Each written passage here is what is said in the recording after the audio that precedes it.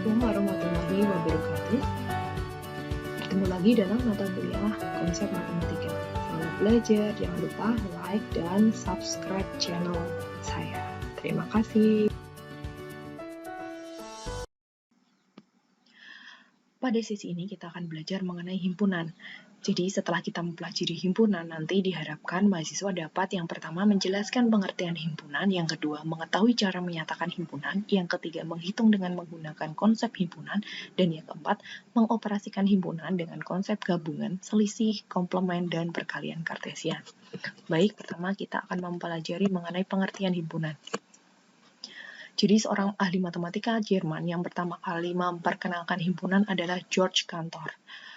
George Cantor mendefinisikan himpunan adalah kumpulan atas objek-objek.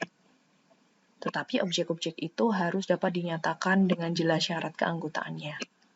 Ya, contohnya, yang pertama, kumpulan orang cantik itu bukan merupakan suatu himpunan, karena syaratnya itu tidak jelas. Karena cantik itu kan relatif, sehingga syarat untuk menjadi anggota orang cantik itu tidak jelas, sehingga dia bukan himpunan.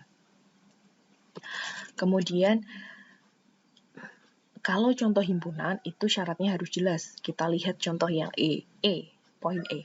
A adalah himpunan 4 bilangan genap yang pertama. Nah, ini kan sangat jelas sekali untuk syarat keanggotaannya. Ya, 4 bilangan genap yang pertama yaitu 2, 4, 6, 8. Itu bisa disebut himpunan karena syaratnya jelas, yaitu 4 bilangan genap yang pertama. Baik, paham sampai di sini? Coba kamu bisa membuat contoh himpunan. Nah, coba tuliskan di buku kalian masing-masing contoh dari himpunan.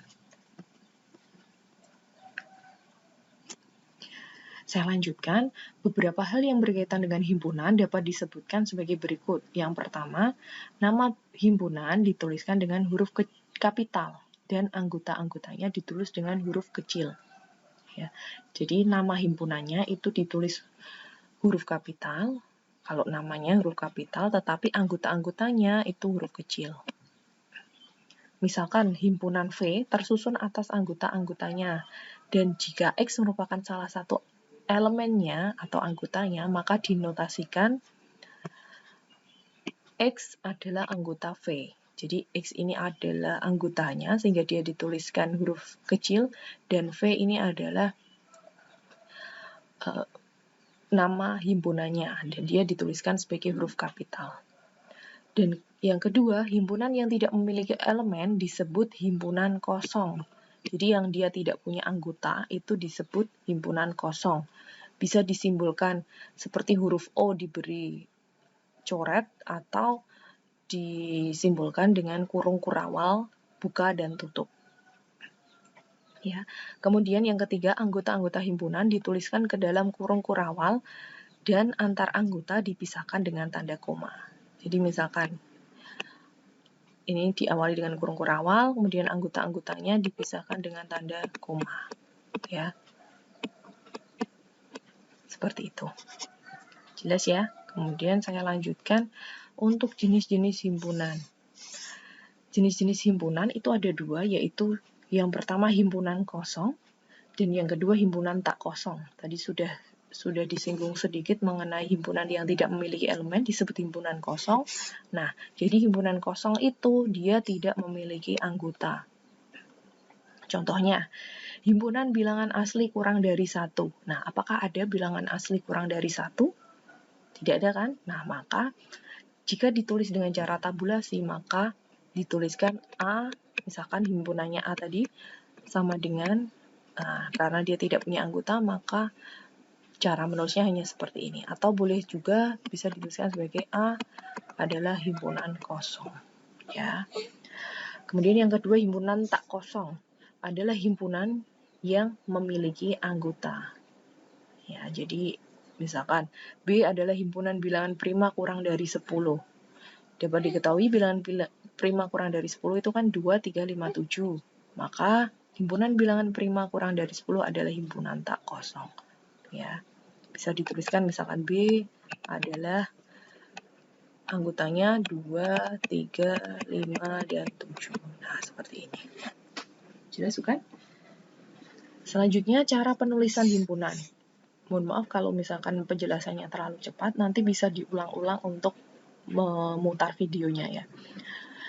Berikut ini adalah 4 cara untuk menyatakan suatu himpunan. Yang pertama adalah menyebutkan atau mendaftarkan semua anggotanya yang diletakkan pada sepasang tanda kurung kurawal.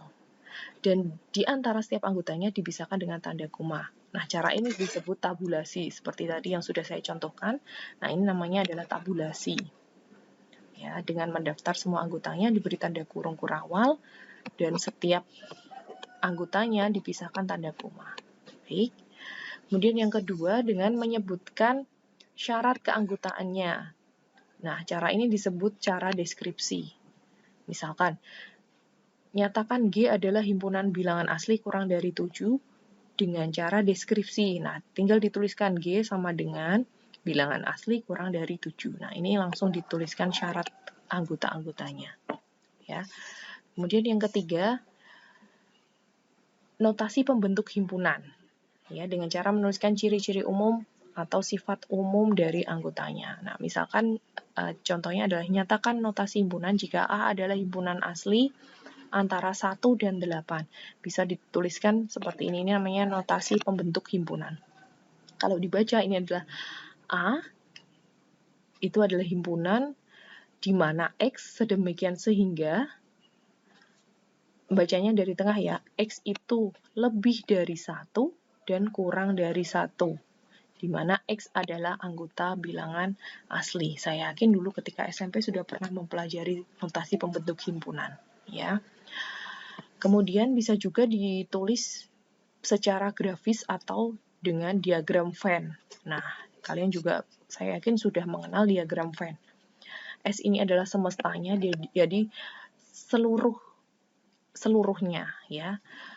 Kemudian P adalah anggotanya 0, 1, 2, 3, 4, dia dibuat sendiri, P, dan Q, karena dia tidak ada anggota yang sama, maka dia saling terpisah untuk lingkaran anggota P dan Q. Kemudian untuk sisanya yang S itu kan masih ada sisa bilangan 8 dan 9 yang tidak masuk P atau tidak masuk di Q, sehingga dia diletakkan di semestanya. Ini 8 dan 9 itu terletak di luar P dan Q. Saya yakin sudah paham semuanya. Saya lanjutkan hubungan antar himpunan. Yang pertama adalah himpunan bagian, dia disimbolkan subset. Jadi ini ya subset, seperti huruf C, tapi bukan huruf C ya, A, subset dari B. Jadi artinya adalah A adalah himpunan bagian dari B. Artinya A itu lebih sempit keanggotaannya daripada B. Contohnya, bilangan himpunan A, anggotanya adalah 1, 2, 3, 4, 5, dan 6. Dan himpunan B adalah 2 dan 3. Sehingga B, anggota-anggota B ini kan masuk pada himpunan A. Sehingga hubungan dari kedua himpunan tersebut adalah apa? Yo, B himpunan bagian dari A. Seperti itu ya. Jadi contoh 9 ini karena B itu anggotanya masuk pada himpunan A sehingga disebut atau hubungan dari kedua himpunan tersebut adalah B subset dari A atau B adalah himpunan bagian dari A. Karena himpunan B termasuk dalam anggota himpunan A. Jelas ya? Kemudian himpunan saling lepas. Nah, kalau himpunan saling lepas itu berarti dia tidak ada hubungannya, saling lepas. Notasinya adalah A, terus garis miring 2 kali, B. Ya. Nah, kalau gambarnya atau contoh 10 seperti ini. A anggotanya adalah 1, 2, 3, 4, 5, dan B adalah 6, 7, 8. Nah, anggota-anggotanya kan tidak ada yang sama, sehingga dia adalah himpunan saling lepas. Kalau himpunan saling lepas disimbolkan dengan A, kemudian disjoin B. Gitu ya kira-kira. Kemudian operasi-operasi pada himpunan. Yang pertama adalah gabungan. Gabungan disimbolkan dengan seperti huruf U ya. A gabungan B. Kalau A gabungan B itu adalah digabung semuanya untuk anggotanya. Tetapi kalau ada anggota yang sama, maka dia bisa dihilangkan salah satu. Contohnya, himpunan A itu adalah 1, 3, 5, 7. Dan B adalah 3, 7, 11. Nah, kalau ditanyakan A gabungan B, berarti kita urutkan mulai dari yang terkecil, yaitu A gabungan B adalah 1, ya. Kemudian 3, ini ada yang sama, ditulis satu kali saja. Terus 5, kemudian 7, dan 11. Nah, ini A gabungan B. Kalau irisan atau interseksi itu adalah anggota yang sama dari A dan B. Kalau ditulis atau digambarkan dalam diagram Venn itu yang ada di tengah sini. Misalkan P itu adalah bilangan asli genap kurang dari 10. Ya, kalau di daftar anggotanya yaitu 2, 4, 6, dan 8. Dan diketahui Q adalah 147. Maka apa irisan dari P irisan Q atau tentukan irisan kedua himpunan tersebut. Nah, kita cari yang sama. Apakah ada yang sama? Nah, yang sama adalah bilangan anggotanya adalah 4 atau bilangan 4. Sehingga kita bisa menuliskan P irisan Q adalah 4. Ya, jadi anggota yang sama adalah 4. Jangan lupa tetap dikasih tanda kurung kurawal. Contoh lagi, contoh 13 diperhatikan. Diketahui R adalah 5, 6, 7, 8 dan S adalah 9, 10 himpunannya. Kemudian tentukan irisan kedua himpunan tersebut. Coba dilihat anggota-anggota himpunan R dan anggota-anggota himpunan S. Apakah ada yang sama? Nah, tidak ada ya. Jadi, dalam kedua himpunan tersebut tidak ada anggota yang sama. Maka bisa ditulis R irisan S itu adalah himpunan kosong atau karena dia tidak punya anggota yang sama, atau artinya R itu saling lepas. Gitu ya. Jelas ya. Kemudian yang ketiga adalah komplement. Kalau komplement itu berarti dilambangkan dengan A aksen atau bisa juga A pangkat C. Nah, ini namanya komplement. Definisinya adalah himpunan yang anggota-anggotanya adalah anggota himpunan semesta yang bukan merupakan anggota himpunan A. Berarti yang selain anggota A. Nah, contohnya seperti ini.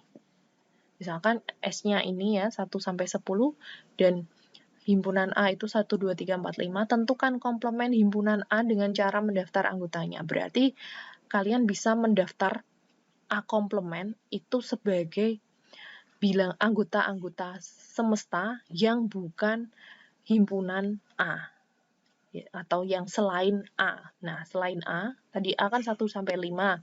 Berarti selain A itu adalah 6 sampai 10. Sehingga bisa dituliskan A komplement sama dengan 6, 7, 8, 9, 10. Ya, seperti itu. Nah, dalam himpunan bilangan cacah dan himpunan bilangan genap, tentukan komplement himpunan A jika disajikan dengan kata-kata. Nah, kalau dalam bilangan cacah itu kan ada dua macam, bilangan genap dan bilangan ganjil. Kalau komplement dari bilangan genap berarti himpunan bilangan ganjil. Ya, saya lanjutkan mengenai selisih. Kalau selisih itu berarti himpunan yang anggotanya hanya menjadi anggota himpunan A, tetapi tidak termasuk anggota himpunan B.